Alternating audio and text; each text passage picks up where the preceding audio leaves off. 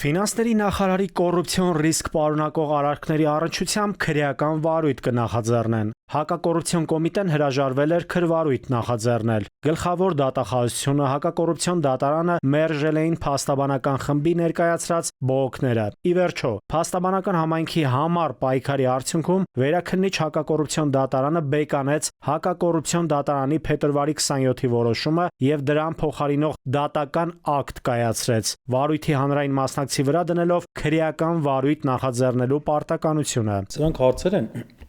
որոնք մեր կարծիքով կոռուպցիոն ռիսկեր են պարունակում։ Վերաքննիչ հակակոռուպցիոն դատարանը գտել է, որ G-Coder ընկերության վերաբերյալ ներկայացվել է պատշաճ հաղորդում։ Փաստաբանի ձևակերպմամբ ֆինանսների նախարարի տեղակալի պաշտոնին նշանակվելու օրը 2021-ի օգոստոսին Վահե Հովհաննիսյանը ստացել է $1 միլիոն անտոկոս փոխառություն եւ $50,000 նվիրատվություն ու գնել Caritas Italiana ընկերության 100% բաժնետոմսերը։ Հիմա բարձ հարցեր են ծագում։ Ով էր, որ իրեն $1 միլիոն փոխառություն տվեց անտոկոս,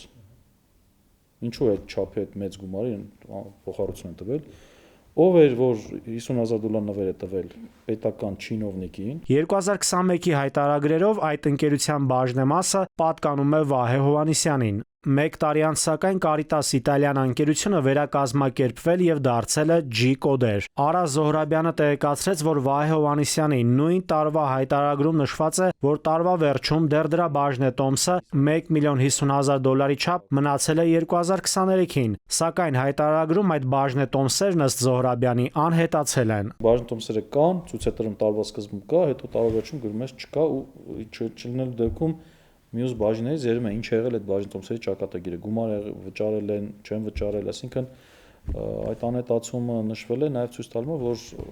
այդ շարժը չի երևում իր հայտարարագրերից։ Ավելի ուշ հայտնի է դառնում, որ ընկերության սեփականատեր է դարձել Վահե Հովհաննիսյանի մոր եղբայրը։ Վերաքննիչ հակակոռուպցիոն դատարանը հայտնել է նաև, որ կառավարությունը 2023-ին G-Coder-ին $1.5 միլիարդ ապրանքների ներմուծման մաքսատուրքից ազատման արտոնություն է տվել։ Վերաքննիչ դատարանը գտել է, որ G-Coder-ի վերաբերյալ հաղորդումը ընդգրկել է տեղեկություններ առերևույթ հանցանքի մասին։ 2024 թվականին փոփոխություն է կատարում այդ որոշման մեջ եւ դարձվում է $1.5 միլիոնը $1.8 միլիոն ապրանքի, որը կարող է մոտավորապես մոտ $118 միլիոն մաքսատուրքից ազատել այս ընկերությանը։ Ֆինանսների նախարարությունից ժամին տեղեկացրին, որ դեռ անցած տարի նախարար Հովհաննիսյանը մի քանի անգամ անդրադարձել է թեմային, իսկ նախարարը լրատվամիջոցների հետ ճեպազրույցներում հայտնում էր, թե հայտարարագրում առկա որոշակի անճշտությունները բացառապես տեխնիկական են։ Խնդիրը կանում են անում, որ եթե լավ է թույլտամությունը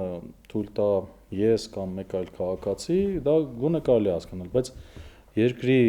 թիվ 1 ֆինանսների կառավարիչը, որը ինքն է պատասխանատու մեր պետության ֆինանսների կառավարման համար,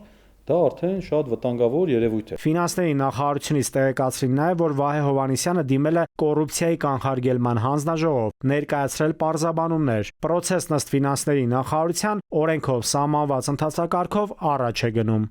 Նաիրի Մուրադյան, ժամը լրատվական։